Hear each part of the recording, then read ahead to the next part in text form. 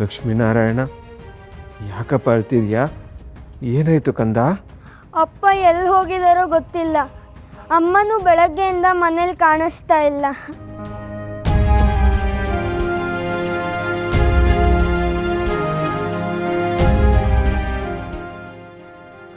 ಅಪ್ಪ ಅಮ್ಮ ಬೇಕು. ಅಮ್ಮವ್ರೆ, ನೀವು ಬಂದಿದ್ದ ಜೀವ ಬಂದಂಗೆ ಆಯಿತು. ಬೆಳಗ್ಗೆಯಿಂದ ಇವನನ್ನ ಸುಧಾರ್ಸಕ್ಕೆ ಆಗ್ತಾ ಇಲ್ಲ.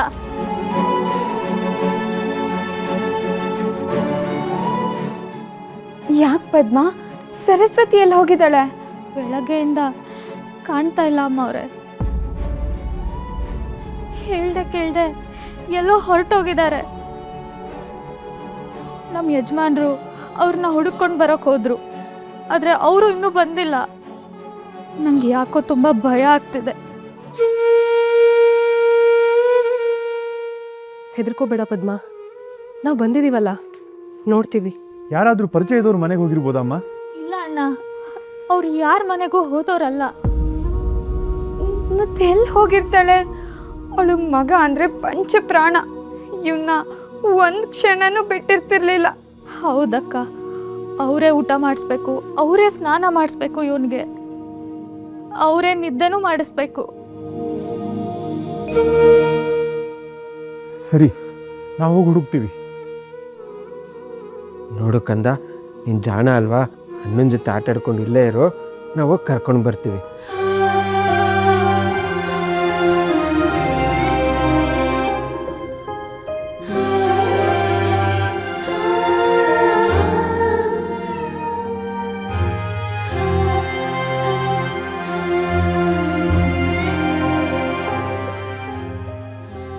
ತಾಯಿ, ಮಠದ ಮುಂದೆ ಈ ರೀತಿ ಹೆಣ್ಮಕ್ಳು ನಿಂತಿರಬಾರ್ದು. ದಯಮಾಡಿ ಮನೆಗೆ ಹೋಗಿ ತಾಯಿ. ಗುರುಗಳನ್ನ ನೋಡದೆ ಹೊರತು ಈ ಜಾಗ ಬಿಟ್ಟು ಕದಲೋದಿಲ್ಲ. ಹಠ ಮಾಡಬೇಡಿ ತಾಯಿ. ಬೆಳಿಗ್ಗೆಯಿಂದ ಒಂದು ಹನಿ ನೀರು ಕುಡಿದೆ ಬಿಸಿಲಲ್ಲಿ ಒಣಗ್ತಾ ಇದ್ದೀರಾ. ನಿಮ್ಮನ್ನು ನೋಡಿದ್ರೆ ಸಂಕಟವಾಗುತ್ತೆ. ತಾಯಿ, ಮಠದಲ್ಲಿ ಯಾರೂ ಇಲ್ಲ. ಕಾರ್ಯಕ್ರಮದ ನಿಮಿತ್ತ ಎಲ್ಲರೂ ಹೊರಗೆ ಹೋಗಿದ್ದಾರೆ. ಗುರುಗಳು ಬಂದ ತಕ್ಷಣ ನಾವೇ ನಿಮಗೆ ಸುದ್ದಿ ಮುಟ್ಟಿಸ್ತೇವೆ. ಈಗ ದಯಮಾಡಿ ಹೊರಡಿ. ಅವರು ಯಾವಾಗ ಬರ್ತಾರೆ ಅನ್ನೋದು ಗೊತ್ತಿಲ್ಲದೆ ತಾವು ಹೀಗೆ ಕಾಯುವುದು ಸರಿಯಿಲ್ಲ ತಾಯಿ. ನಾವು ಮಠದ ಒಟುಗಳು. ನಿಮಗೇನಾದರೂ ಆಗಿ ನಮ್ಮನ್ನ ಮಠದಿಂದ ಹೊರಗಾಕಿದ್ರೆ ನಾವೆಲ್ಲಿಗೆ ಹೋಗಬೇಕು ಹೇಳಿ? ದಯಮಾಡಿ ಹೊರಟು ಹೋಗಿ. ನಮ್ಮ ಹೊಟ್ಟೆ ಮೇಲೆ ಹೊಡಿಬೇಡಿ. ಬೇಡಿ ಅಣ್ಣ, ನನ್ನ ಕೈ ಮುಗಿಬೇಡಿ.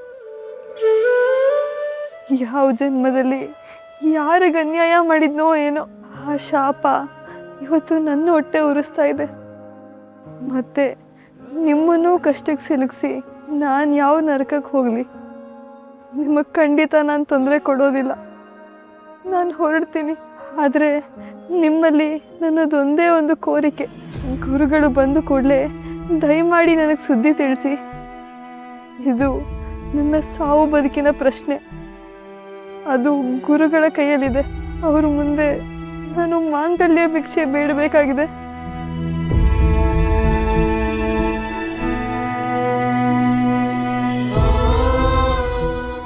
ಈ ತಾಯಿಯ ಸಂಕಟ ನೋಡಿದರೆ ಕರಳು ಕಿತ್ತು ಬರುವಂತಾಗುತ್ತದೆ.